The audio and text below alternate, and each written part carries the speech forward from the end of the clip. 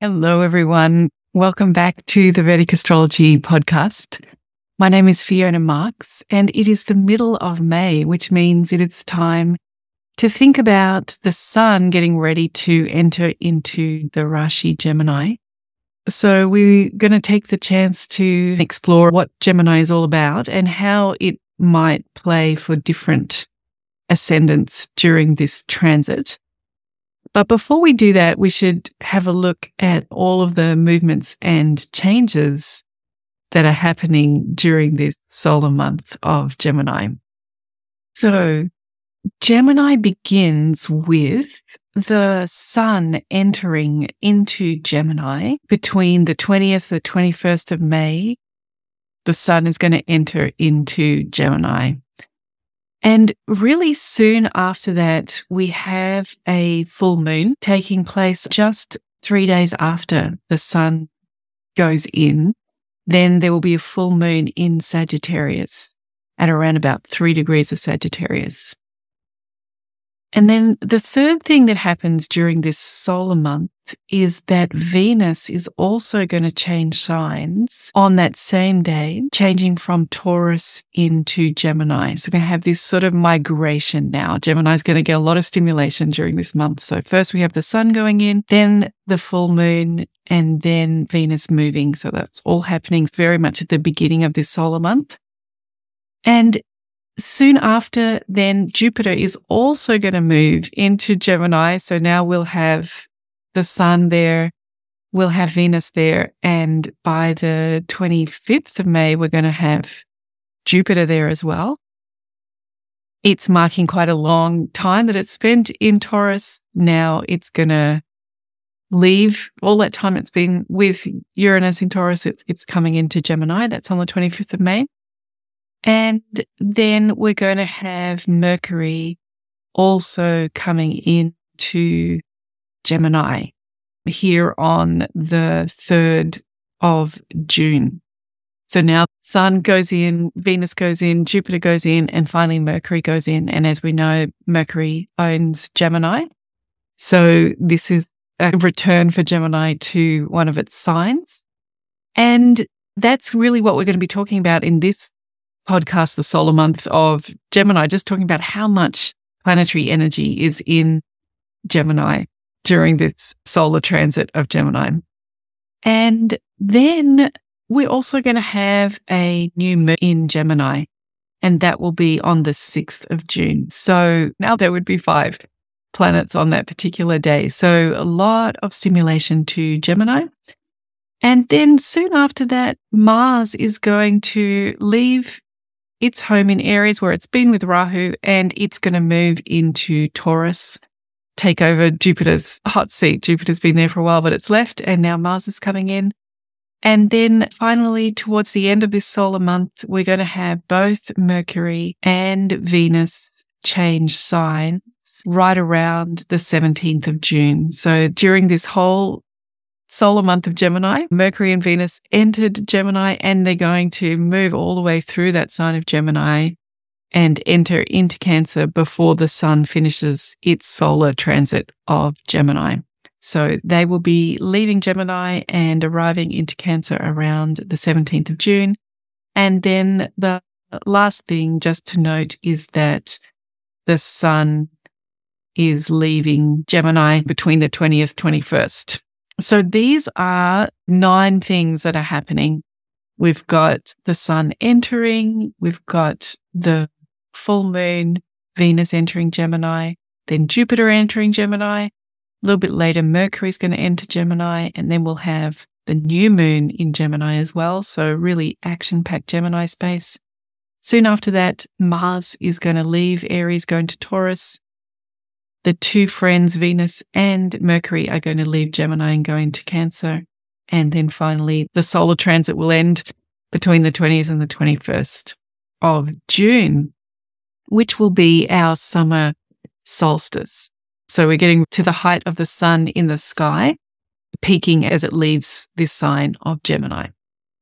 Okay, so that is the summary of the things that are happening during this month. And it really gives us interest in what is the significance of Gemini? We're going to have so much planetary energy there. What is it really all about? Gemini is an air sign.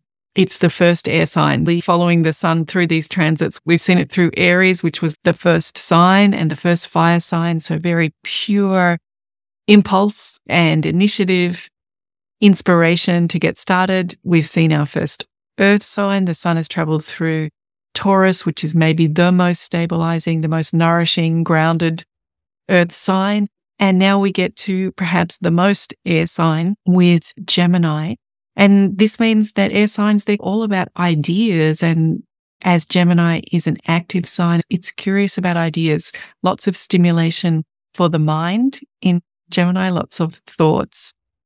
And as it is the third sign of the zodiac, we know that it's got that energy of the numerology of number 3. So it's about exploring. It's about learning by doing. It's about experimenting. And it's also about our peers and our connections, finding our place among our peers. So it can be a sign that's very much about communication as well. Now, we talked about Aries was our cardinal sign and Taurus was our fixed sign. Gemini is the first dual sign of the zodiac, and it helps us integrate that impulse that was even more impulsive maybe this year because we had the eclipse, we had the sun going past Rahu during that time. So a lot of energy and inspired impulse. And now we've had the solar transit through Taurus, giving solidity, giving a chance to internalize, as Taurus is a feminine sign, internalize what that impulse really meant and what we want to do with it. And now we're coming out into this dual sign, a chance to communicate about that, what it is that we've learned and what we've reflected on. It's a masculine sign, Gemini, so its perspective is out into the world, into the material world. And it's a Rajasic sign, so it's interested in exchange and transactions. So it's going to give us an opportunity to be very stimulated by ideas and thoughts, but also to be very energized to communicate what we've learned, maybe communicate, as we're talking about the sun going through Gemini, maybe communicate about what we're inspired about. And we might want to connect with like-minded friends, as Gemini is the sign that has the archetype of the two humans. And it is a sign of friendship. So maybe we're also going to be looking to communicate with our friends. Now, for each of the different planets going through Gemini, it has a slightly different effect, whether there's much of a match between the planets and this particular sign. If we think about Gemini and the sun, they both share masculine energy. So that's going to give the sun that support of wanting to interact with the external world, wanting to inspire the external world. And so it might use the skills of Gemini to communicate its vision, a vision that's been gained through Aries and solidified in Taurus, and might be looking for allies and peers to share that inspirational vision with. And we know that Mercury and the sun, they hang around a lot, but they've got a friendly relationship, and this is a friendly kind of sign. However, Mercury is going to enter during the sun's transit here, so that always makes things a little bit more intense for Mercury, being in exactly the same sign as the sun. But Mercury is going to try and help support the sun by providing friends and that inspiration to do that, but maybe even by providing too much inspiration or too much stimulation of ideas, distractions, maybe even trivial thoughts, and perhaps even worries sometimes. Gemini, in some ways, is a good place for the sun to be, but it can be a little bit too much and maybe too trivial sometimes, too much overstimulation.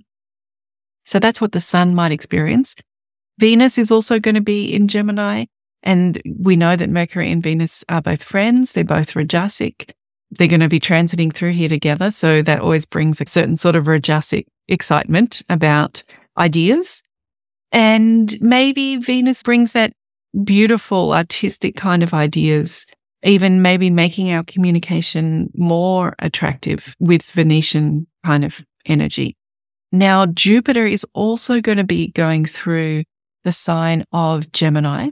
And this is perhaps a little more difficult for Jupiter because it gets starved when it's in Mercury signs, because Mercury signs naturally encourage Jupiter to focus on the details and the mundane and the scientific and the worries. And if you think about what Gemini says about Gemini, he describes it with the word itches. And I think that's a way that Jupiter can get starved in Mercury signs, because when we've got itches, we're never quite comfortable. Jupiter is all about grace and contentment and just the big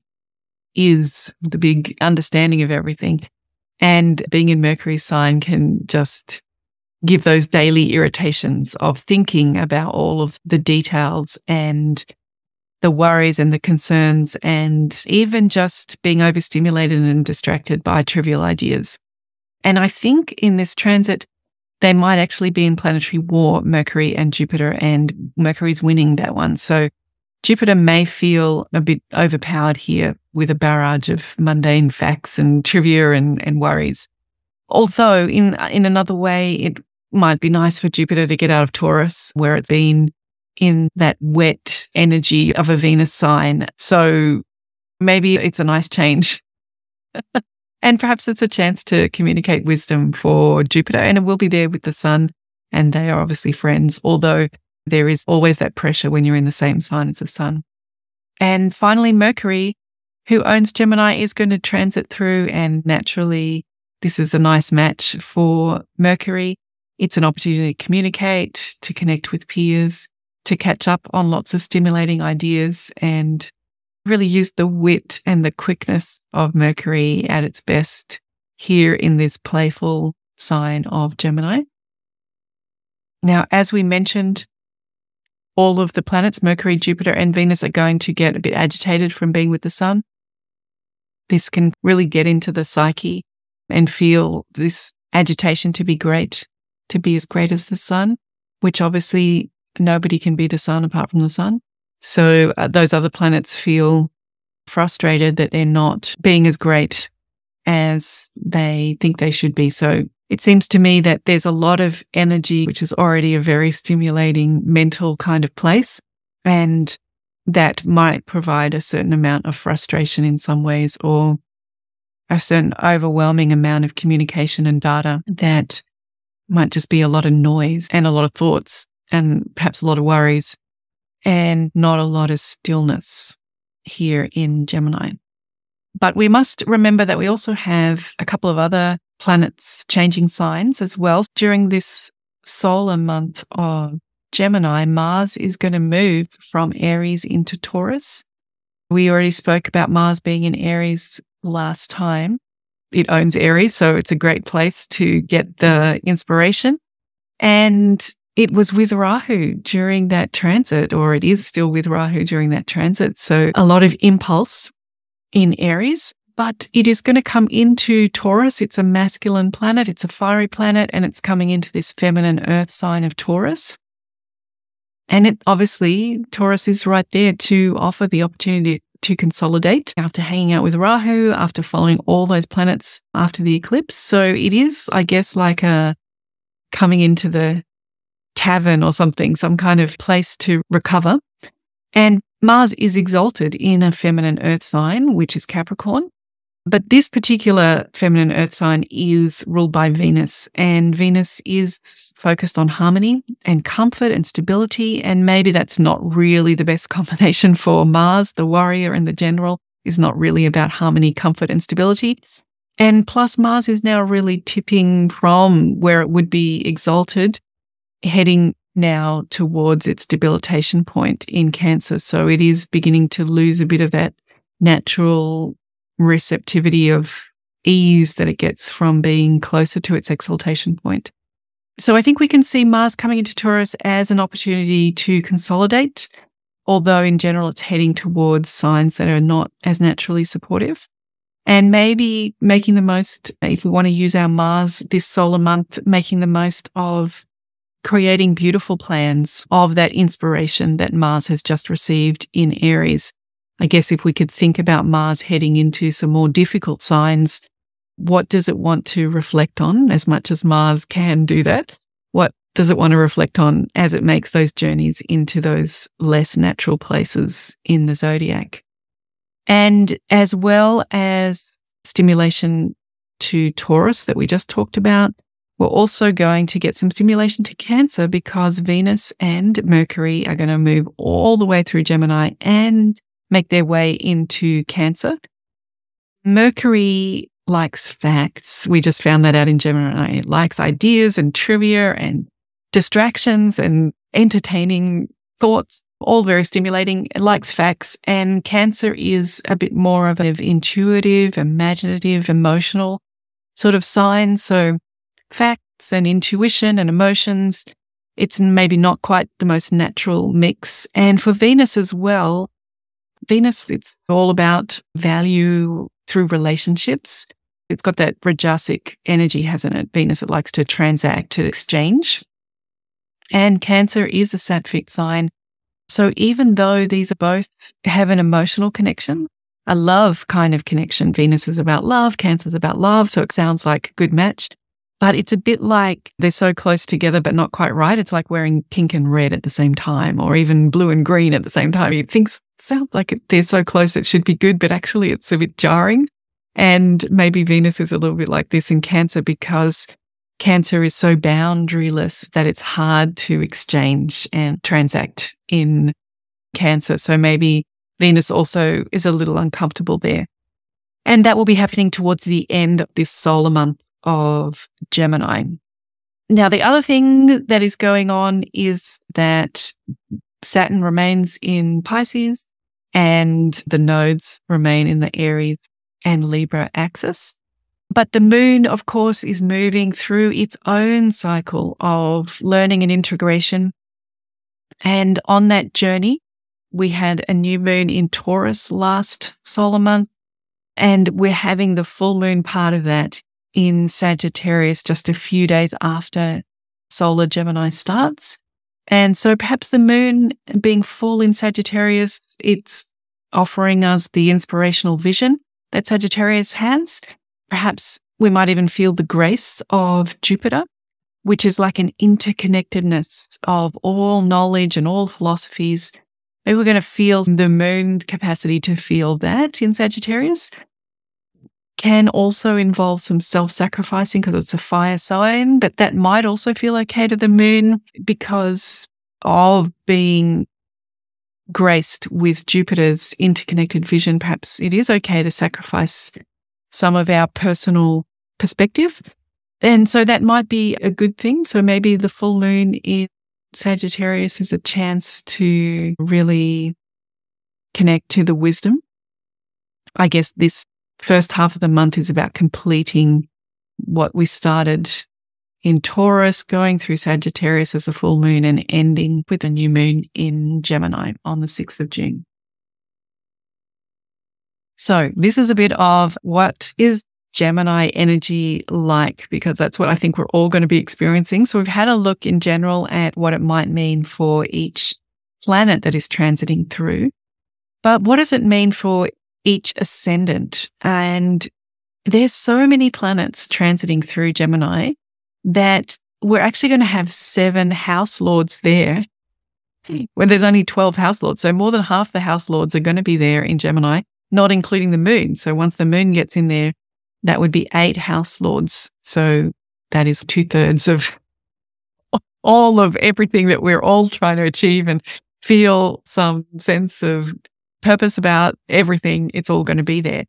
So there really is a lot of stimulation to Gemini. And how's it going to be for your ascendants? Remember that for 7 of our ascendants, their first lord is going to be transiting through this sign. And I guess for Cancer ascendant also at some point will transit through. But if you're a Taurus ascendant, if you're a Gemini ascendant, a Leo ascendant, Libra, Virgo, Sagittarius, or Pisces ascendant, your ascendant lord is in the energy of Gemini this solar month. So something that we might feel for 7 to 8 out of all of the ascendants are going to have their first lord in Gemini. If you happen to have a fixed house ascendant, so those are Taurus, Leo, Scorpio, and Aquarius, if you are one of those ascendants, then all of your financial lords are going through Gemini because Mercury and Jupiter rule financial houses for fixed ascendants. So for fixed ascendants, it could be quite a financially stimulating month, lots of ideas, lots of communication, maybe a lot of data about your finances. If you have a mutable house ascendant, that is your Gemini itself, for Gemini ascendant, Virgo, Sagittarius, or Pisces, then your first lords are going to be in this sign of Gemini, so they'll be transiting, but all of your angular lords, your fourth lord, the seventh, and the 10th lord are also all going to be transiting through Gemini. So a very activated transit month for those ascendants whose signs are mutable. And for the cardinal houses, which is Aries and Cancer and Libra and Capricorn, there are some Dasthanas in play because depending on who you are, 3rd, 6th, and 12th, so those kind of Dasthana houses, and 9th lord, so the sense of purpose as well. So different ascendants are going to have different feels about what this Gemini solar month is all about, but there's a lot of stimulation. It's hard to say that enough. And Gemini is such an air sign already. It's so stimulating already that there really is a lot to stimulate it here. Okay, so let's have a look at what might be going on for each ascendant, going through beginning in Aries. So if one is an Aries ascendant, Gemini is the 3rd house for Aries ascendant. So there's a lot of stimulation this solar month for the 3rd house of skills, adventure, courage, and peers. And the 3rd house is where we find out where we are in the pecking order, where we fit in with our peers, where we fit in the world.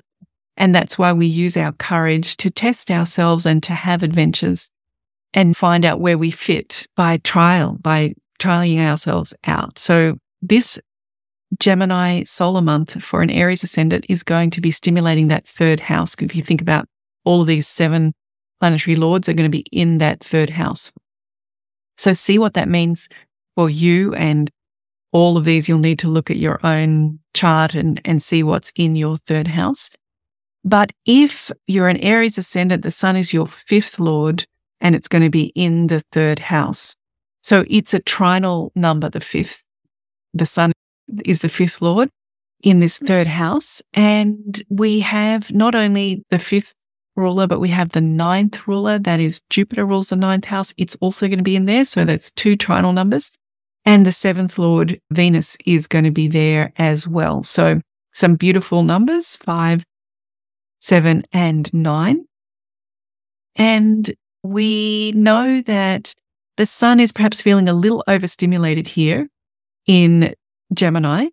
And for an Aries ascendant, that's the sun's mission, is creating a legacy.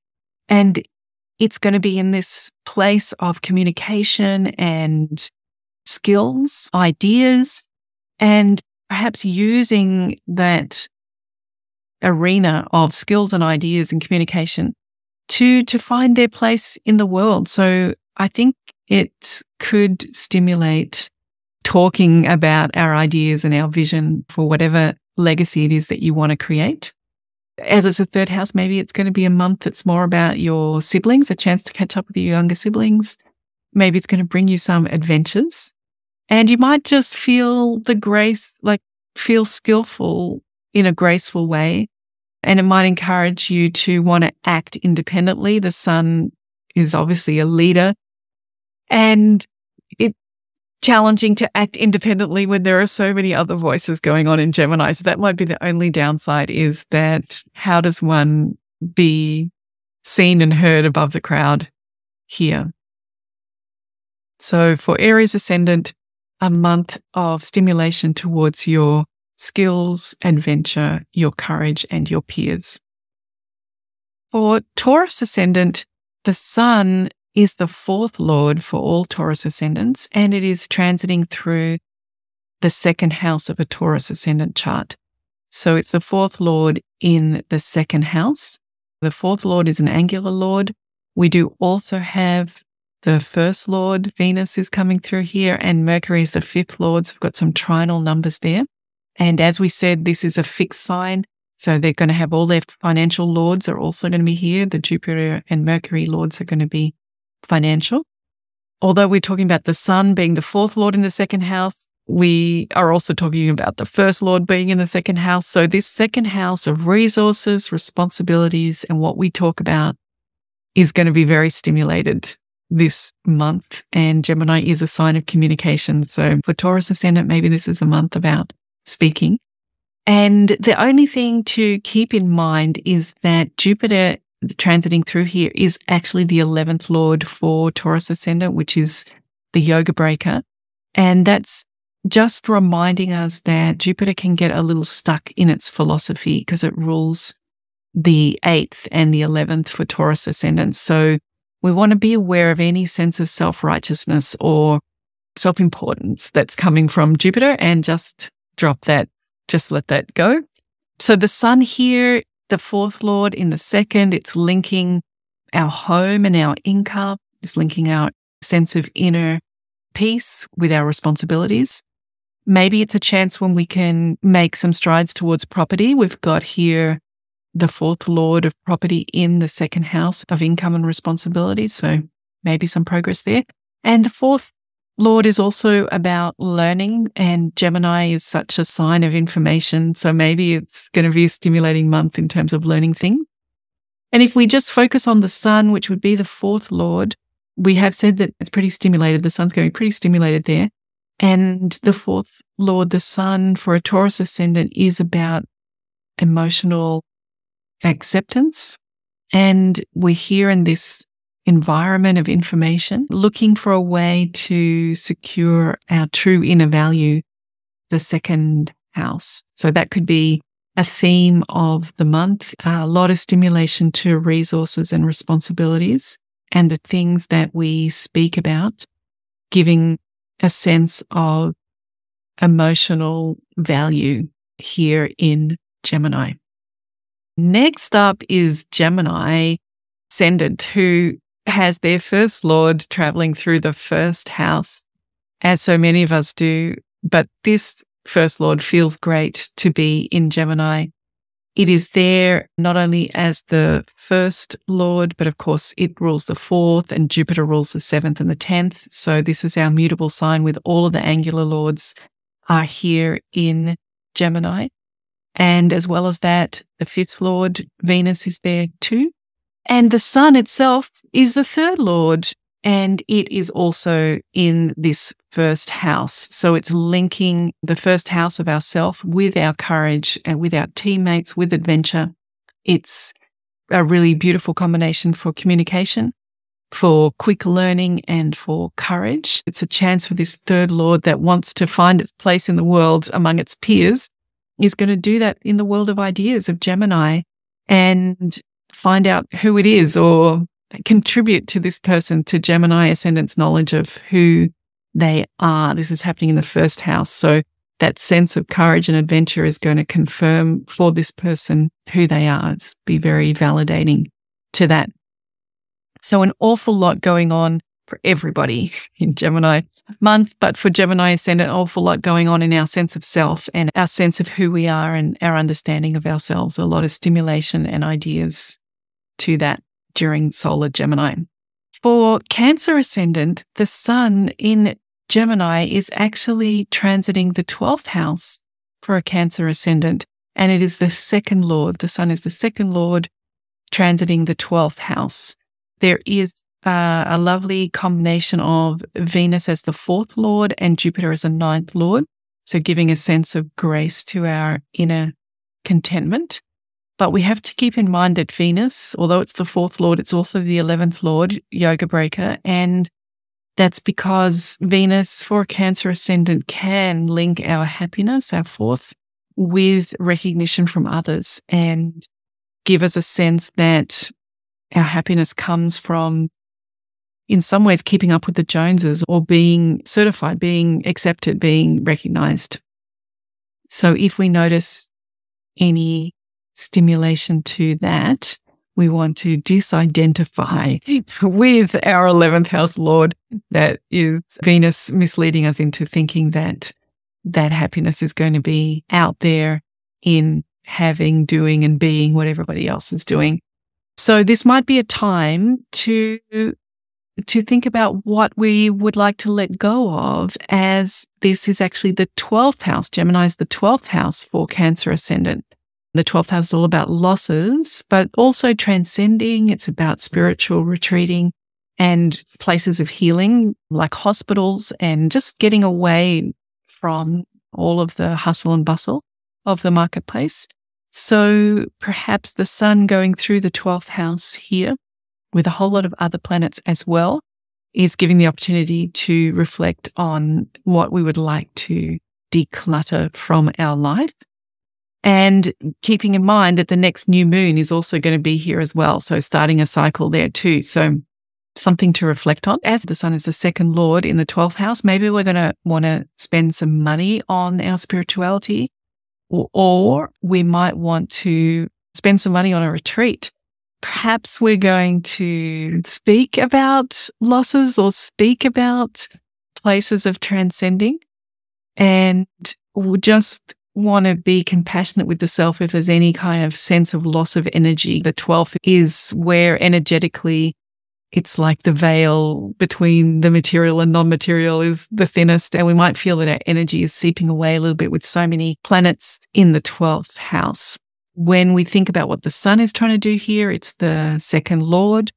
It's trying to get a sense of its true intrinsic value in this arena of information of Gemini.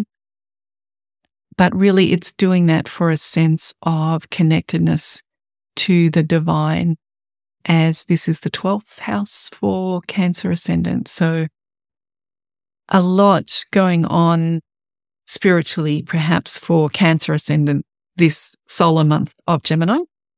In Leo, we have, in fact, Gemini as the 11th house. So it will be our first lord, Leo, the sun, is going to be in the 11th house. And the 11th house is all about gains and older siblings, but it's also really about making a contribution, like giving all of our contribution, sharing it with others. We have the first lord here, so that's a trine, and we have the fifth lord, which is Jupiter. So a lovely combination of the first lord and the fifth lord. And the 10th lord is here as well. That is Venus. So the 10th lord is in the 11th. So that's also a lovely combination for gains. But as we've mentioned before, we do have the 11th lord here as well. In this case, it's Mercury. Mercury rules the second and the 11th. And Mercury can lead Leos to thinking that they will get recognition from speaking. The second lord is speaking, so it can lead them to talk too much about themselves, or it can lead them to be so responsible about earning and creating a gain, creating a nest egg, that they're committed to that. They feel so responsible to that they're not actually free to pursue their dharma. So watch out for that feeling of either responsibility or talking about the self too much. And it could be a great time of success and gains, because this is all taking place in the 11th. There's just so much stimulation to the 11th house for Leo this month. So that could be very good for gains, but we just want to be wise enough to not attach our ego identity to that, because Leo is about creating a kingdom. So it's like planting the seeds, the right seeds, and it's not really about harvesting them. That the harvest is for others. So that's something to keep in mind for Leo Ascendant. And the first lord in the 11th maybe is going to connect you with influential people this month, or activate your social network, your large social network. It could help you express, because the second lord is here, and Gemini is such a sign of communication. And we just want to watch out to how much of our own aspirations, our own egoic esteem is wrapped up in this, and be wise enough to see through that. And if we just concentrate on the sun, which is the ascendant lord here, we know the sun's probably going to feel very stimulated. It's trying to take actions to know who it is. That's what the first is all about, is stepping out onto this hero's journey. So taking actions to find out who we are in this environment of ideas, communication, and exchange. And really what we are hoping to achieve in Gemini is a sense of belonging and connection. So these are things to think about for Leo Ascendant. For Virgo Ascendant, Gemini is the 10th house. And once again, we find all of our angular lords here in Gemini for a Virgo Ascendant. So obviously Mercury rules their 10th, but also rules their 1st, and Jupiter rules the 4th and the 10th. And as well as that, we have the 9th lord here, Venus. So it's just a beautiful combination of numbers. The 1st lord, the 4th lord, the 7th, the 9th, and the 10th, they're all together in Gemini, as well as the 2nd lord and the 12th lord. So as the 10th house is all about career, status, activity, and it's our karma baba, our house of action, this could be a solar month that's all about career. But being as the sun is the 12th lord for Virgo Ascendant, maybe this is even interest in doing charitable work or overseas work or doing spiritual practices and contemplation during this month. Maybe that supports one's career or aligns with one's career. And maybe we are thinking about how much to renounce in our career, like how to step away or how to do that as selfless, egoless service in our work. And the sun here has a lot of other planets in Gemini, and it's trying to connect to the divine. That's what the sun is doing for all Virgo Ascendants as the 12th lord. And it's doing that in an air sign of ideas at the moment and communication for the purpose of our 10th house, or our fame, our status, our career. So really linking our connection to the divine with our work and perhaps getting a lot of ideas about how to do that during this very stimulating solar month of Gemini. Now, Libra Ascendant will find that Gemini is the 9th house. And as we said at the beginning, Libra is one of the cardinal signs. So it does have its 1st lord here. And it does have the 9th lord, Mercury, is also going through Gemini. So a very energy around purpose and meaning. However, there's plenty of Dhisthana houses here. There's the 3, 6, 8, and 11, and 12, actually. So the Libra Ascendant is quite a mixed bag. We need to remember that the sun itself is the yoga breaker for Libra Ascendants. And don't forget that the sun is debilitated in Libra. For Libra Ascendants, we want to have that tip of remembering that the sun is exalted in the 7th house for a Libra Ascendant. So all gains are for others when one is a Libra Ascendant. In this transit, the 11th lord is in the 9th house. So we want to make sure that we're not using our marriage for gains or using our calling, whatever our vocation is. We're not using that for gains. We are perhaps going to find the sun here, the 11th lord in the 9th, with plenty of stimulation, seeking that need for belonging and recognition. It's the 11th lord. In this place of ideas and communication, really motivated to find meaning and purpose. So it's a challenging combination to keep all of those balls in the air for Libra. But maybe one way to think about it is continuing the legacy of one's teacher, the 11th lord in the 9th. Maybe this will be a time when we will be gaining titles more easily. Our 11th lord of titles and recognition is in the 9th house. Maybe even going to gain residency in a foreign land, or if you're waiting on a visa or something like that, maybe that would come through. Just keep in mind that there's a lot of distraction here in Gemini, and keep an eye on when those personal goals and aspirations of the 11th lord perhaps get stimulated, and we just want to disidentify with those aspirations that are taking us away from finding meaning in the present moment and in our exchange and service to others. For Scorpio Ascendant, Gemini is the 8th house. And this means we're at another fixed ascendant. So lots of financial houses here, 2, 5, 8, 11, they're all there, as are the 7th and the 10th. So lots of very powerful numbers. And in fact, the sun is the 10th Lord going through this 8th house. If one has an interest in the occult, or if you're interested in astrology, you're a Scorpio ascendant, perhaps this is the solar month when that career around the occult or psychology or research or investigation, analysis is going to get quite stimulated. Maybe we're going to be using our intuition to make money, perhaps. Or the 8th is also about other people's money. So maybe our work is going to move to being involved in other people's grants or funds. And the 8th is also all about sudden breaks and changes and transformations. So maybe what we do outside of the home is going to experience some sudden change. One thing to keep in mind is that Mercury is the yoga breaker, the 11th Lord. So it's involved here, and it is just like we were talking about Taurus. Be careful with any kind of intellectual superiority that one might be feeling. Mercury for Scorpio ascendant can really encourage us to look for recognition for the deep, dark things that we can explore, perhaps the deep, dark emotions or psychological things that we can explore. And the 10th Lord is going to be in this 8th house of deep investigation. So although Jupiter is there, so that's good because it's the 5th Lord, but Jupiter's a bit weak with this transit. So we want to stay with the light.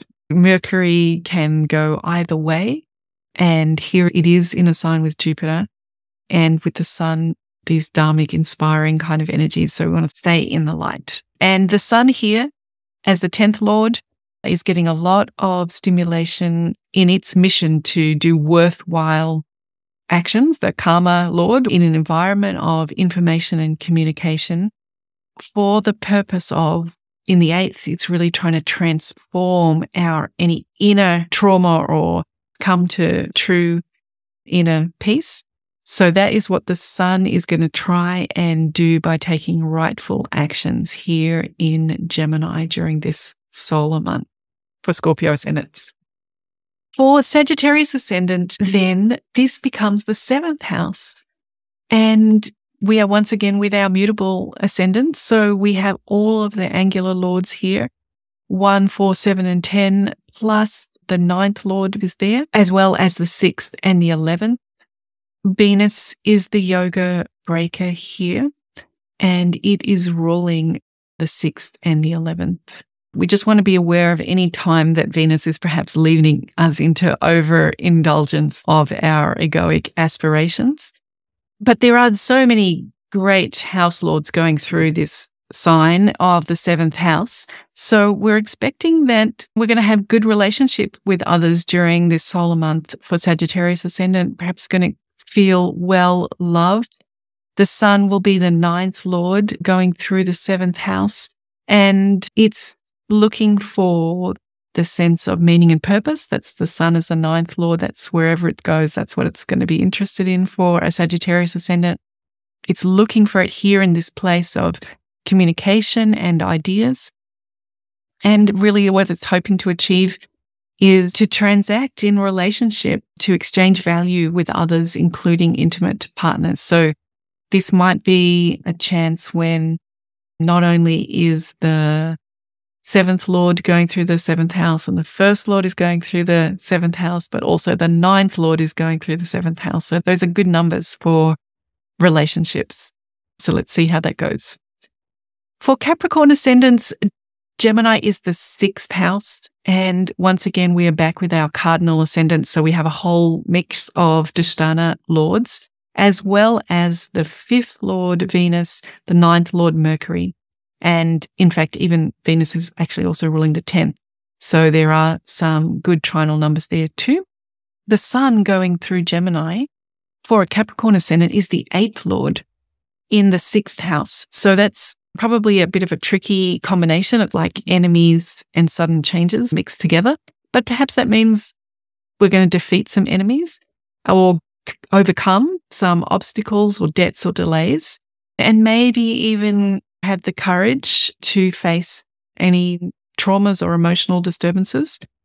But by the same token, it could stir up worries and anxieties because of it being the 8th Lord going through the 6th house. And the sun here is trying to achieve that inner transformation. It's the 8th Lord for Capricorn. It's in an environment of communication and peers and exchange.